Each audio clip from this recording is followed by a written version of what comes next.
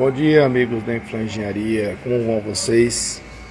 Hoje estou aqui para abordar um tema que foi falado, uma palavrinha mágica aí, na posse do presidente americano Donald Trump, que vale muito a reflexão, assim, uma palavrinha só. Dizem que nas palestras, às vezes a pessoa pode até estar cansada, cochilando, com sono, mas às vezes tem uma frase, uma palavra que marca e traz a reflexão assim que muitas vezes carrega pro resto da vida e dá pano pra manga pra gente trazer uma abordagem sobre principalmente o mundo corporativo, o mundo laboral. Bom dia, tudo bom? Bem-vindo ao nosso canal, ao nosso perfil Infla Engenharia.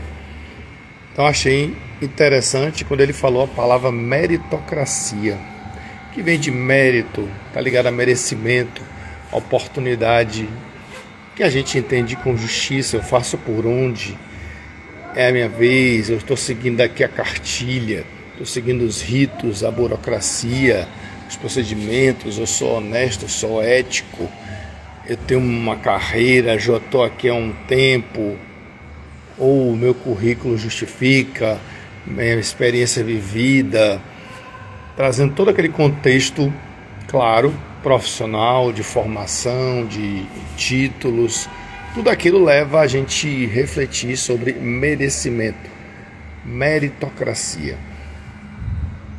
E aí a gente vem e traz para o Brasil essa reflexão. Será que o Brasil preza pela meritocracia? Será que as empresas particulares, privadas, mistas, daqui a pouco eu falo das públicas, as 100% públicas, mas será que aqui no Brasil a gente fala tanto em QI, que não tem nada a ver com consciente intelectual, não tem nada a ver com coeficiente de inteligência, a gente merece? A gente faz por onde? Ou pesa muito o fato apadrinhamento, indicação, influência, a amizade, o companheirismo, a política? O que é que pesa no Brasil para esse caminho?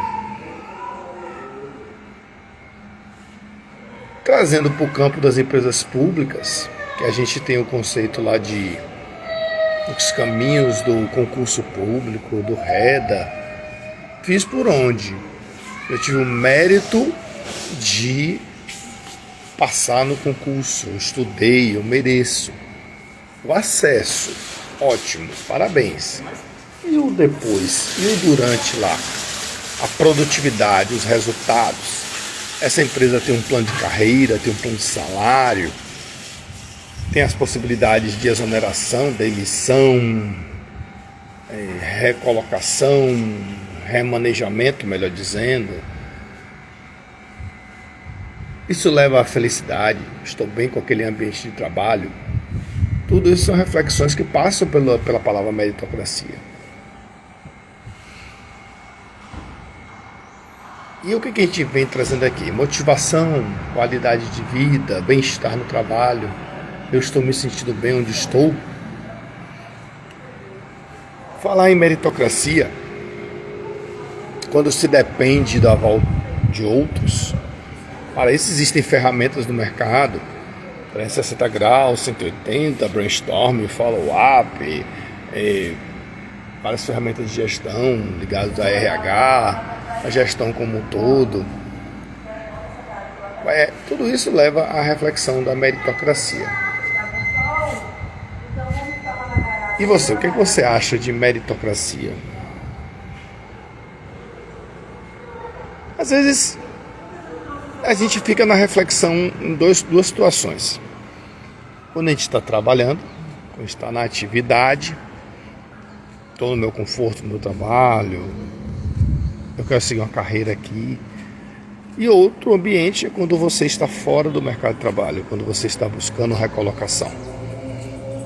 Fatores como idade, etarismo, parece que pesam mais, muitas vezes, do que todo o currículo. Quem nunca ouviu uma frase assim do tipo: seu currículo é muito bom, mas não tenho como pagar aqui o valor justo a você? O seu currículo é muito bom, não entendo como é que você está fora do mercado. Observe que até agora aqui só está falando de questões profissionais, de formação, de experiência. Mas tem uma coisa que pesa muito hoje que a gente não pode esquecer quando a gente coloca dentro da meritocracia, que é a questão do comportamento, a questão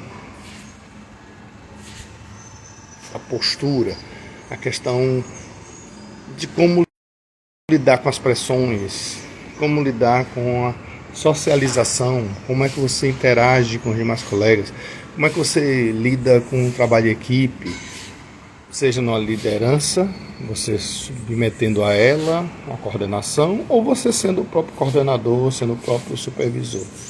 Você sabe lidar com pessoas, não importa a sua formação. Você é médico, engenheiro, advogado, dentista, qualquer profissional que lida com outras pessoas, outros colegas, você hoje está sujeito a essa questão da meritocracia de acordo. Mas eu vivo num país justo? Será que as empresas, as pessoas envolvidas nessa hierarquia, nessa lateralização ou verticalização, estão sendo justas? Somos humanos, somos passíveis de erro.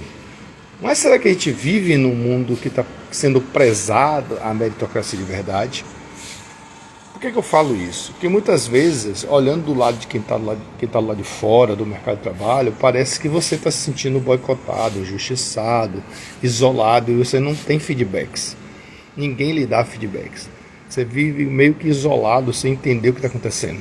Muitas vezes você pede feedbacks e sejam pessoas do seu ramo, os que se dizem amigos, os que se dizem colegas, os que se dizem que estão ali lhe ajudando, estendendo a mão. Será que estão mesmo? Será que o mundo não está cada vez mais individualizado? Será que estão ajudando de verdade? Dá para contar nos dedos quem realmente ajuda? Ou muitos só estão ali na sua vida quando você está bem, quando você está, como a gente diz aqui, por cima da carne seca?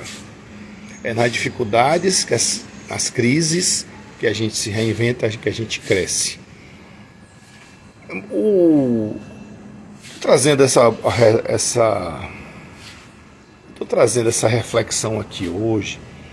Ela tem um cunho também, não só de mercadológica, digamos assim, mas também tem um componente espiritual. Espiritual não quer dizer necessariamente religioso, católico, messiânico, espírita,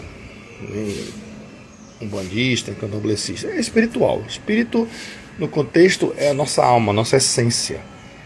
Falar de espiritualidade, que hoje está no conceito da Organização Mundial de Saúde, bem-estar físico, mental e espiritual, não quer dizer necessariamente que você esteja vinculado a uma religião.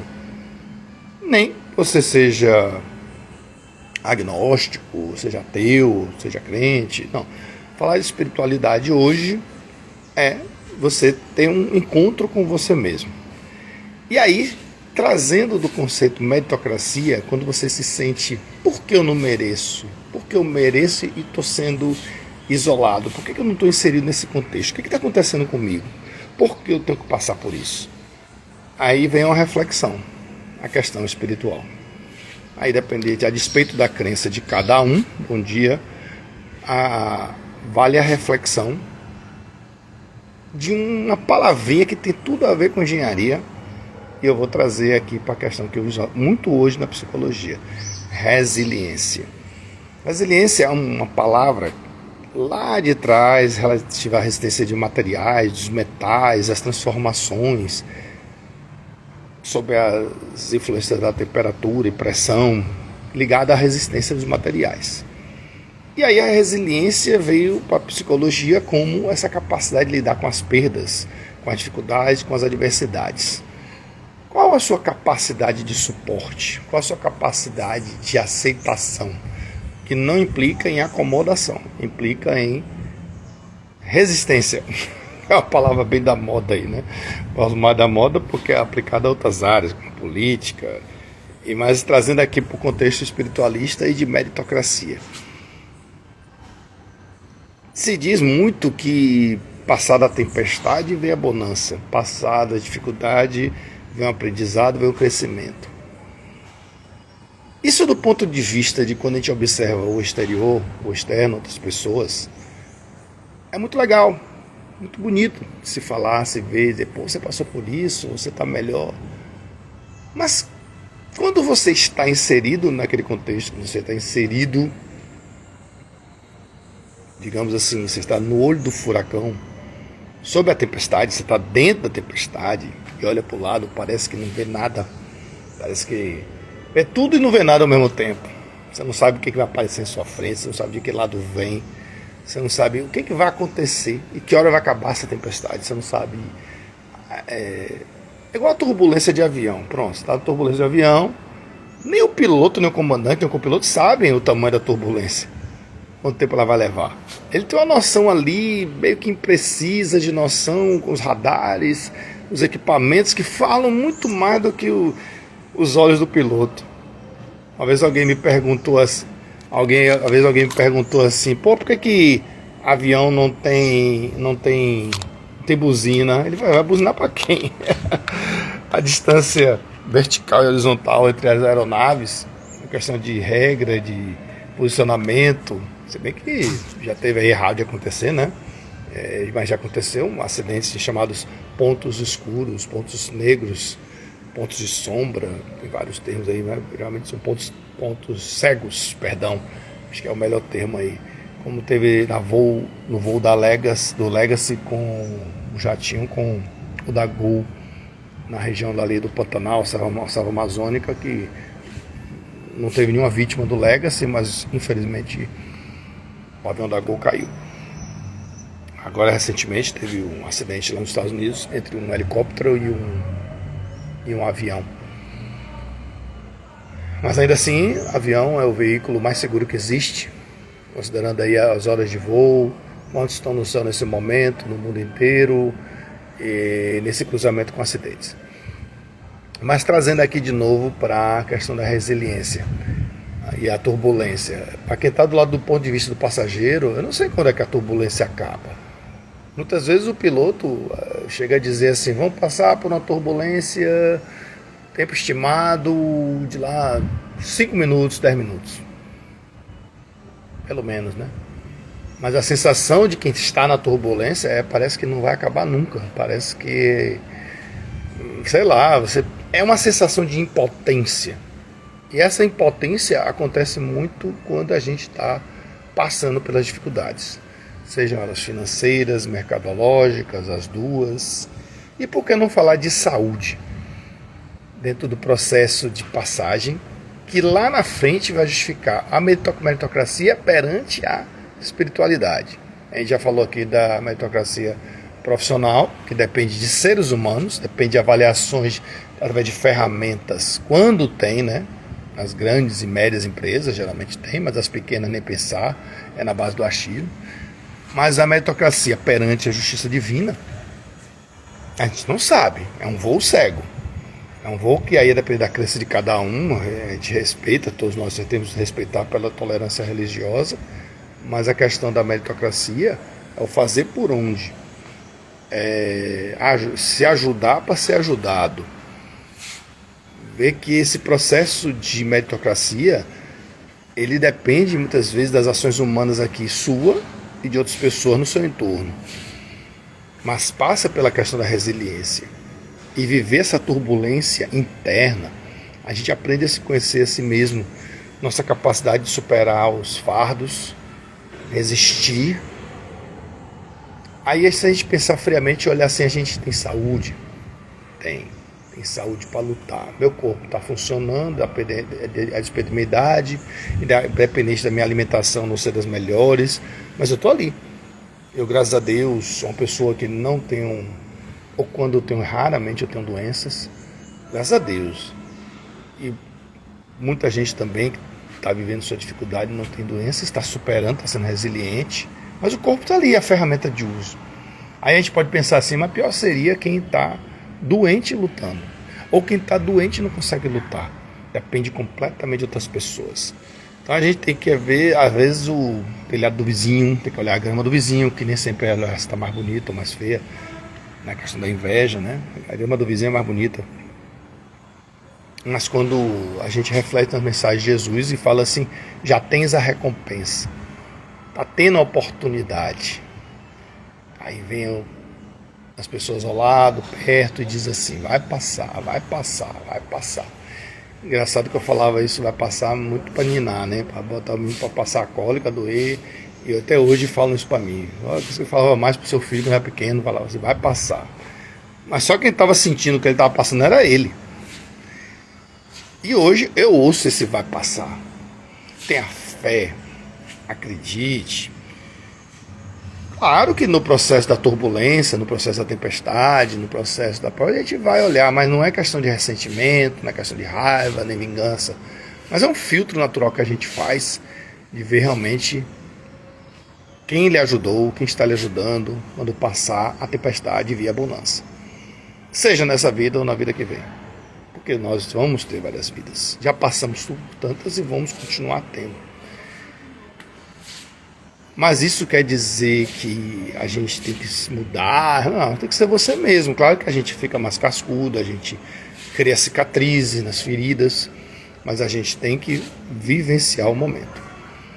O mais difícil que seja. Parece fácil falar? Não. Difícil falar. Quando a gente fala, a gente não está refletindo o que está se passando por dentro da gente. O que está se passando, o reboliço, a angústia, as insônias. Mesmo que a insônia fisiológica não exista, não é um hábito de gente, mas a gente tem momentos, os pensamentos bombardeiam, vão longe, tentam dizer vá, desista, jogue para baixo. E aí a gente está falando da meritocracia, da sua resiliência. E aí essa meritocracia da resiliência, da espiritualidade, da sua espiritualidade individual, ela vai de encontro com a necessidade de se reinserir. Você começa a se perguntar, por que comigo? Por quê? Do meu ponto de vista, sem falsas modestas, com a maior humildade do mundo, a gente faz uma linha de vida, olha para o passado e diz assim, não roubei, não matei, não traí, não enganei ninguém. Erros eu cometi, erros todo mundo comete. Tive meus feedbacks muitas vezes foram duros, foram raros, mas foram duros no sentido de dizer não vamos contar mais com você, não precisamos mais de você, não desse jeito, claro, né? Realmente, como diz Max Geringer, o português corporativo ele é muito bonito, né? A empresa está passando por um processo de melhoria, de ajuste, não, melhoria não, mas de reorganização, de otimização de recursos. Há uma descontinuidade do contrato, vai ser reavaliado. É um monte de português corporativo bonito para dizer assim, você está fora. Com isso eu estou querendo dizer que cada um de nós deve ser eterno para sempre na empresa? Não. Hoje mesmo diz um ditado que diz assim, né? Quando um não quer, dois não brigam. Seja entre pessoas físicas ou entre pessoas jurídicas ou física com jurídica. Segue a vida. Na hora a gente fala muito fácil. Quando uma porta se fecha, duas se abrem. Mas o problema é que muitas vezes uma porta se fecha e a outra continua fechada. A gente começa a olhar para o lado, ver o mercado, ver a network, e você começa assim a observar, a julgar, mesmo julgar. Julgar porque nós julgamos mesmo, não é uma falha nossa, não deveríamos, mas a gente acaba analisando.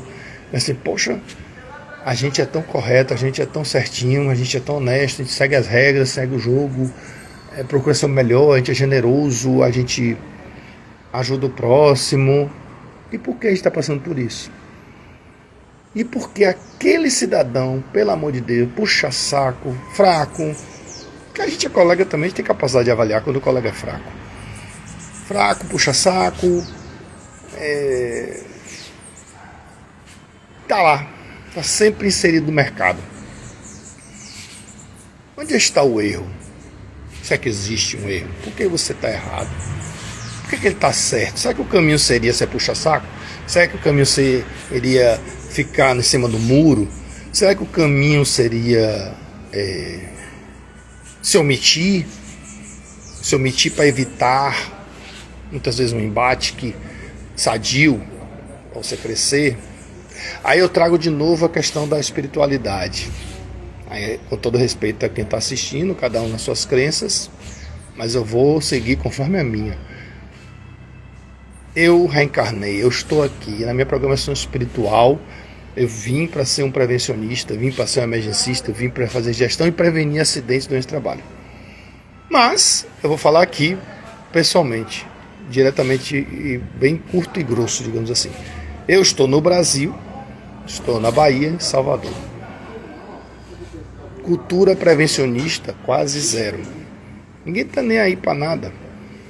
Todo mundo prefere, muitas vezes, contratar um profissional, digamos, mais barato, menos experiente, que às vezes está interligado, do que um mais experiente e rodado. Ah, mas tem a questão legal, tem a questão do piso, tal, que obriga... Não se dá o trabalho nem de negociar, de articular. Como a gente fala assim, fora da carteira, dentro da carteira, meio turno, jornada inteira, não. As pessoas ficam muitas vezes presas, o contratante, a um órgão fiscalizador totalmente apático, omisso, que só se lembra da anuidade da cobrança e das cobranças dos documentos, como é o caso do CREA. Que eu já disse aqui várias vezes e digo para quem quiser ouvir, não ajuda em nada o engenheiro, não ajuda em nada essa profissão. Para mim, em 27 anos de formado, só se lembrou de mim na hora de mandar os boletos para as cobranças. E criou uma burocracia retada. Sempre foi assim quando eu precisei dele. E não sou eu que estou falando, não. A minha voz se junta a milhares. Mas enfim, voltando aqui para a questão do por que eu estou assim. Onde é que eu estou inserido? O que está faltando a mim? Por que aquele cidadão, aquela cidadã ali que é fraco, eu vejo que é fraco, está tendo oportunidade... mas cada um tem seus processos individuais, cada um sabe hoje, nunca sabe o dia de amanhã, a gente não sabe como é que as coisas andam em relação à saúde, acidente, cada um tem o seu processo, sua caminhada. Mas a questão não são os outros, é você. Por que você está assim? Por que você não merece? Ninguém está falando aqui de ambicionar riqueza, luxo, não. É só como diz Max Weber, o trabalho dignifica o homem. É pedir demais ter um trabalho, é pedir demais ter uma geração de emprego e renda para você ter sua vida normal, simplesinha e pagar suas contas. Não, tem que passar pelo aperto. Numa profissão que você escolheu, que você ama, que você adora. Por que tem que ser assim? Lá atrás, na programação espiritual, eu escolhi isso, devo ter escolhido. Depois de 27 anos de formado, você sempre foi ali, seguindo a linha, a risca, tentando ser generoso, aumentando seu network, dando aula, ajudando o próximo, sempre tentando fazer o melhor de si com todos os seus defeitos. Aí depois de chamada crise da meia-idade, você passa por apertos e dificuldades. Vai entender, né? Mas é hora de se reinventar. A gente tenta se reinventar, a gente tenta fazer diferente, a gente tenta ver outros caminhos. Como se fossem as safenas naturais do corpo, né? A gente tenta, para não obstruir, o corpo cria, sabiamente, as safenas naturais. Eu estou criando minhas safenas naturais, alternativas, digamos assim, de outras. Até o nome engenheiro, às vezes eu tenho analista, como eu já botei uns posts aqui, tem analista, tem fiscalização, supervisor, coordenação, gerente de dados, bote o que você quiser aí. E no final eu boto engenheiro.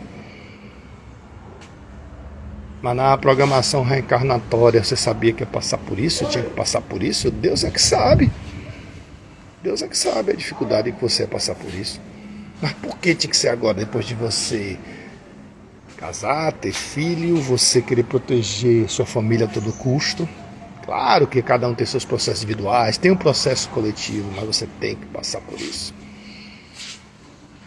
Vamos lá. Aí vem a questão da fé. Olha o que a gente já falou aqui: meritocracia, resiliência e fé. Você é um homem de pouca fé? Eu posso ser um homem de pouco café. E o café está caro, está faltando. Mas pouco café não. Mas cada um tem a sua fé, sua forma de encarar as coisas. Se eu não tivesse fé, eu não teria minha espiritualidade, eu não teria meu espiritismo, não faria minhas lives, não faria meus evangelhos do lar, não faria meu grupo de estudo, se eu não tivesse fé. Eu tenho. Eu faço isso para me exibir, mostrar para os outros, tudo. Uma vez alguém me disse assim: Trajano, você tem muito perfil, tem muito canal. Não tenho canal não, porque eu não estou indo pro dentista. A gente perde um amigo, mas não perde a piada. Meus amigos dentistas. E a gente tem que saber rir. A arte de sorrir cada vez que o mundo diz não, né? Mas, trazendo aqui de novo, você tem muitos canais. Por quê? Porque muitas vezes a gente ouve um amigo, um gerente, um gestor dizer assim: você não pode sumir do radar. O meu radar são as redes sociais. Meu radar é o Irmão de Luz, meu radar é o Influenciaria, meu radar é o Futeboleiro, meu radar é a ceia. Trabalho de formiguinha ajudando o próximo, a Influenciaria está aqui agora no presente. Esse é meu radar. Mas será? Aí eu vou trazer uma reflexão que agora é para mim mesmo, que cabe cada um na sua reflexão. Na nossa programação reencarnatória, eu vim para o Brasil, sabendo que o Brasil é um país ainda novo, comparado com a Europa, que já tem no seu... Não é que só cumprimento de lei. Os países desenvolvidos, eles têm muito menos leis e muito menos repetições redundantes, como aqui tem, para fazer vereador aparecer, deputado aparecer, senador aparecer, que às vezes fala do mesmo tema sobre vários números e várias formas. Não. Até a Constituição Americana, nos Estados Unidos, a gente começou falando de Trump aqui, a Constituição Americana é a mesma lá, a base dela pelo menos, teve as emendas, mas é a mesma lá desde 1789, a independência americana. O Brasil já está na sua 7ª Constituição, atendendo os anseios, interesses dos grupos, etc. O Brasil tem muita lei e pouco cumprida. E muitas vezes injustamente cumprida ou interpretada equivocadamente de acordo com interesses de envolvidos aí, que vai desde do Ministério Público, passando pelo Tribunal de Justiça, Supremo Tribunal de Justiça, até chegar no STF. A tal da hermenêutica, a tal dos interesses difusos. Tudo me é lícito, mas nem tudo me convém, já dizia Paulo de Tarso. Então, aqui no Brasil, nos países desenvolvidos, tem pouquíssimas leis, porque já está no berço do cidadão a prevenção, a observação do meio ambiente. É todo mundo? Não, mas a maioria já tem isso concebido na sua educação. Prevenção. O 911, o 91 americano, um menino de 9, 10 anos já sabe o que fazer quando liga para o coleguinha que está passando mal, está assistindo alguma coisa, e vai receber orientação até a ambulância chegar. Eu vejo muito seriado americano aí, que é baseado em fatos reais. Como é que a cultura do corpo de bombeiros, do resgatista, do emergencista é inserida nas escolas, na sociedade, o respeito que eles têm. O corpo de bombeiro em Nova York é uma coisa municipal, aqui é estadual. Aí, claro, varia de país para país, mas não estou dizendo que o Brasil tem que imitar os Estados Unidos. Mas é a questão cultural da prevenção. Aqui você vira as costas, você sobe num pranchão, no andaime, sem cinto, porque é rapidinho. Eu vou ali tirar um fio, tudo, porque não vou usar luva nem capacete, porque é rapidinho. Para que eu vou contratar um engenheiro se eu posso contratar um técnico?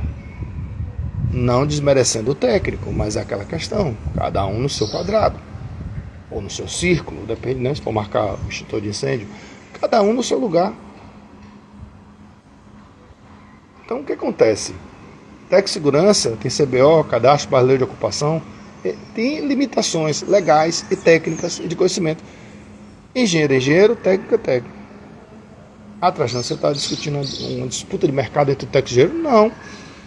Assim como tem o enfermeiro e o técnico de enfermagem, você tem o engenheiro civil e o técnico de edificação, você tem lá o pedreiro, o auxiliar de pedreiro, você tem um técnico de contabilidade, você tem um contador, formado em ciência contábil, tem a ciência social e a cientista social.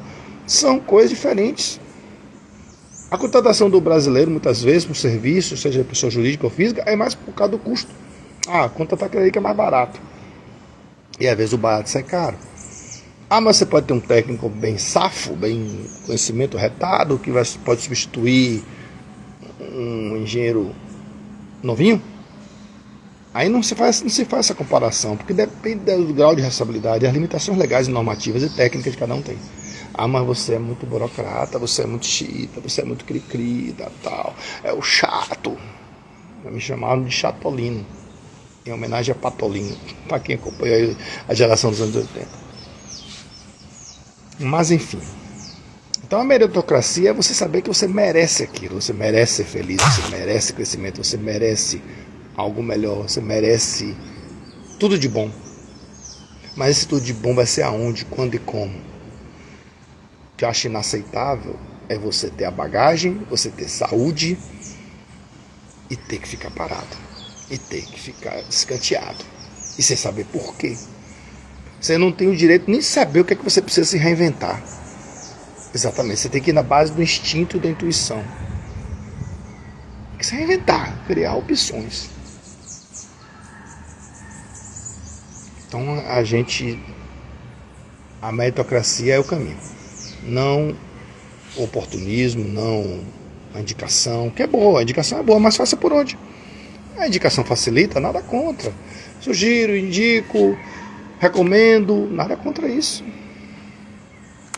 Mas acho que numa disputa não cabe espaço para lacração, para injustiças. Acho que no frigir dos ovos, o balanço que se faz aí hoje, tem a questão legal, tem a questão das cotas, tem a questão disso, aquilo, a lei. A gente tem que andar junto com a lei, tem que andar junto com as normas, mas tem que se observar também o currículo. Tem que se observar também as recomendações, tem os testes vocacionais, tem as avaliações psicológicas, chamados psicotestes, tem. Mas será que são suficientes para dizer como é que vai desencadear? O que tem de gente surtando nas ruas, no ambiente de trabalho, o que tem de gente pirando porque, eu só quero trabalhar. Mas às vezes essa pessoa pode ser um risco para ela mesma, para quem está ao lado. Tem gente que muitas vezes, já está aí no relato aí do histórico aí de relatos de acidentes, investigações, pessoas que omitiram um documento, um laudo, omitiram uma informação de que eram epilépticas e tomam medicação controlada. Essa informação na anamnese, na entrevista, no ASO, não pode ser omitida, porque você vai pôr em risco sua dupla, seu trio, sua equipe, e já gerou até demissão por justa causa. Essa pessoa pode trabalhar? Pode, mas num perfil, numa aptidão, numa vocação que se adeque àquela pessoa que toma uma medicação controlada. Então essas coisinhas assim não é questão de que é um chato. Isso é fazer gestão. E você tem uma caminhada, uma bagagem, uma experiência para ajudar você mesmo e o próximo. Questão de salário, remuneração, benefício, tudo isso, gente. Tem a lei? Tem, mas tudo é negociável. Então a gente tem que entender que a meritocracia é o momento. Você merece. Você tem que positivar seu pensamento. Você merece. Mas por quê? Aí tem que ir para a fé, a espiritualidade. Por que está acontecendo isso? Porque Deus quer. Não é tão simplório assim. Porque o rebuliço, a inquietação continua. A gente tem que pensar assim, a gente merece, e fazer nossa oração, vincular, ter a persistência, ver as oportunidades. Tem um ditado que diz assim, mesmo que a gente deve dar um passo para trás para dar 2 passos para frente. Às vezes é necessário, porque mexe com a vaidade, com o orgulho, cada qual com sua história individual. Cada um sabe onde o sapato aperta. Então a gente tem que seguir em frente. O momento de reflexão de hoje aqui foi esse. É uma reflexão que vale para mim, mas vale para quem está assistindo, vale para quem se identificar. Para pensar assim, a gente nunca está só. Não no sentido apenas espiritual. Deus, nossos anjos da guarda, nossos mensageiros, nossa equipe espiritual, mas também as pessoas que estão no nosso entorno. Pessoas que a gente ama, que nos amam, que nos toleram. Mas tem olho gordo, tem inveja, tem trabalho, sim. Isso aí atua só nas brechas, nos vacilos. A gente é superior a isso tudo. e há de melhorar, há de passar. Fica aí nossa reflexão na Influengiaria de hoje sobre meritocracia e resiliência. Um grande abraço a todos. Nos encontramos aqui. Assistam outros vídeos, tanto no Instagram como no YouTube. Estamos aí sempre com a campanha do Pix. Pode ajudar com qualquer valor aí para trajanomanoel@gmail.com, influengiaria@gmail.com. Porque a luta segue, a gente ajuda uns aos outros, na medida do possível, com qualquer valor, e fica a consciência e o coração de cada um. Se não puder, não tem problema, vida que segue, a gente está aqui hoje e sempre. Um grande abraço a todos, fiquem com Deus, muita paz, boa semana aí pela frente, que Deus os abençoe, sempre.